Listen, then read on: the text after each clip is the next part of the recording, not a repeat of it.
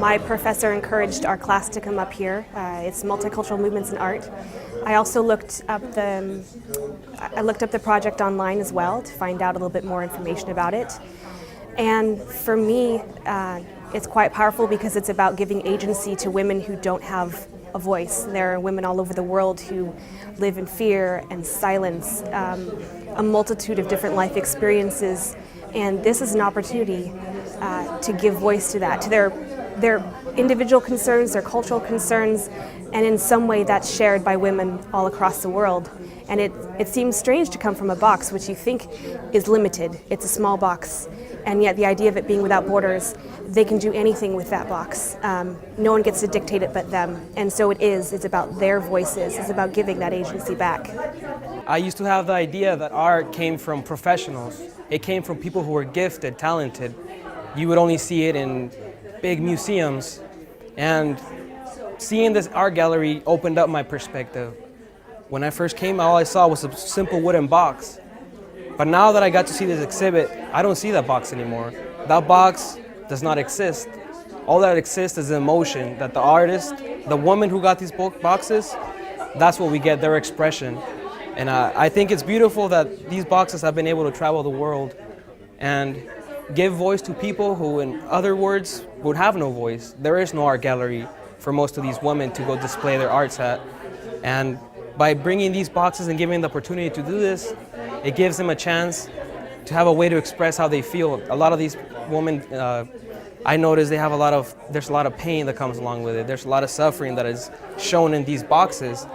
And being a male, it was hard for me to understand how being a woman in other parts of the country, third world countries, developing countries, people just simply don't give them the benefit of the doubt. They don't give them the chance to express themselves. And seeing this, it just shows me that emotions are the same in all of us. We all have emotions, and we don't need to be artists. We don't need to be schooled. All we need to do is have a feeling and a way to express it. And I'm glad that this gallery is here, and it opened up my eyes.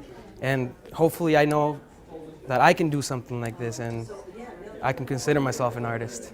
Well, the different expressions that I've noticed that I think is beneficial that it's a woman exhibit is the fact that I see motherhood displayed often. I see a lot of suffering of women who weren't given opportunity to look for their children.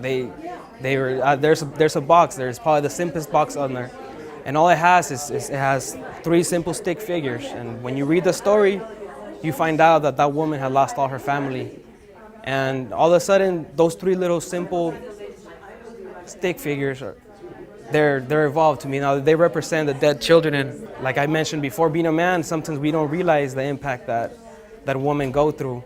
Having traveled and taken students and faculty all over the world, especially to Cuba, 10 trips I led to Cuba, and then seeing these little boxes here from Cuba is just terrific, and I could really understand what was going on. It's women reflecting their cultures, their trials, their tribulations. This beautiful exhibit has captured all of that, and I'm just really thrilled to be seeing it. Well, I think it's a wonderful way to get to know people around the world. Perspective taking is one of my favorite things to do. Seeing other people's lives and how they feel about things.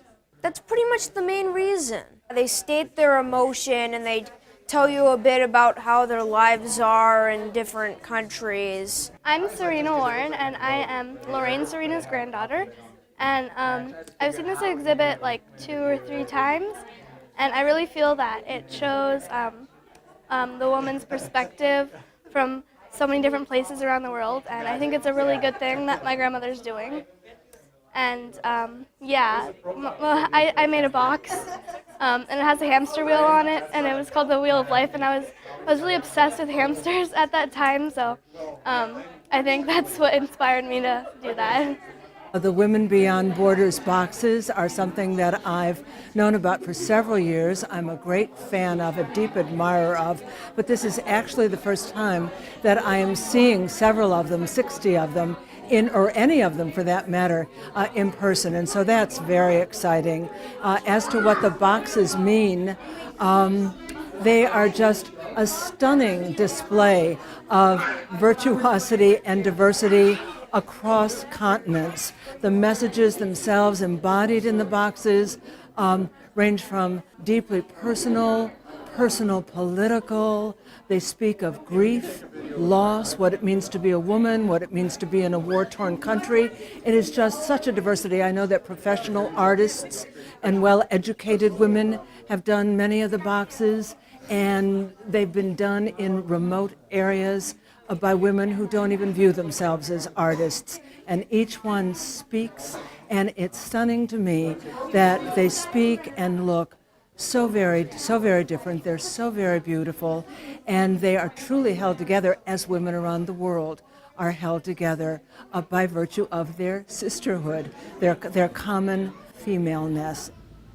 It's my dream, or has been my dream for quite some years, to bring the project to this campus. And so after, 7 years I've been teaching here, it's really a dream come true. But it also marks the 20th anniversary of the project. And since I've already curated the 10-year perspective of the project at UCLA and UCSB, I feel very honored to again do an exhibition 10 years later. And but it's very different because it's a more intimate group of boxes. They are dealing with issues of the body.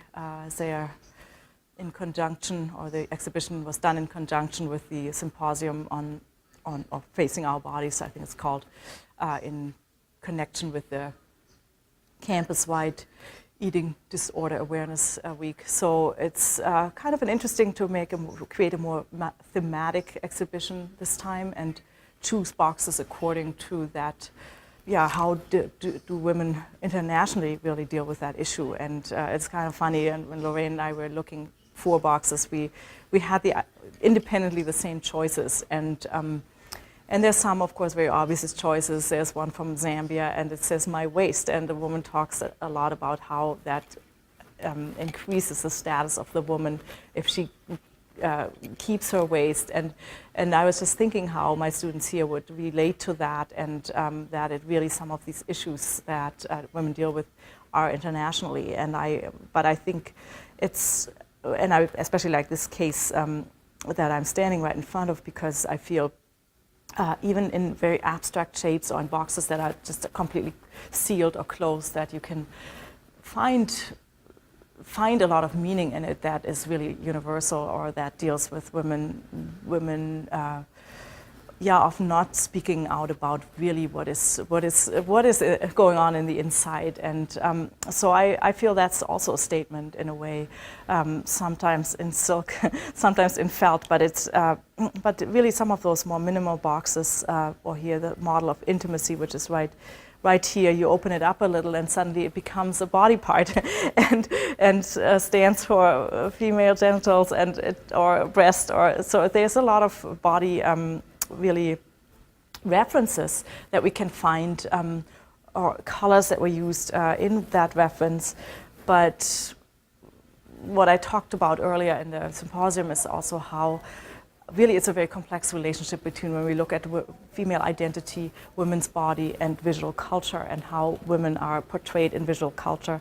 And I think, again, that is also a fairly universal, that women are often identified by the outside, by their appearance, and then we forget to look into the inside. And in fact, I did a workshop a couple of days ago with students that the Multicultural Center organized, and one of the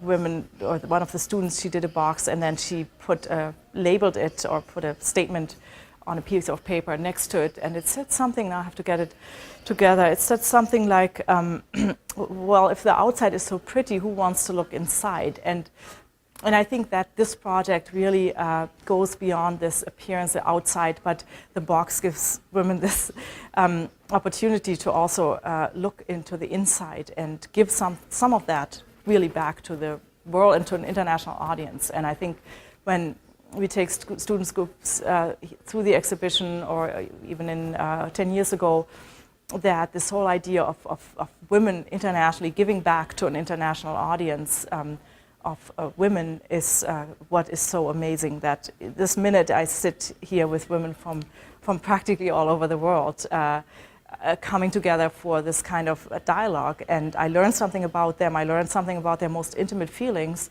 So I think that idea that Lorraine had with creating this kind of dialogue, I always call it like a worldwide happening or performance, is something very unique and special. Each time we unpack them, there are new revelations and something new is created. So I'm really just happy to have them here and on display again.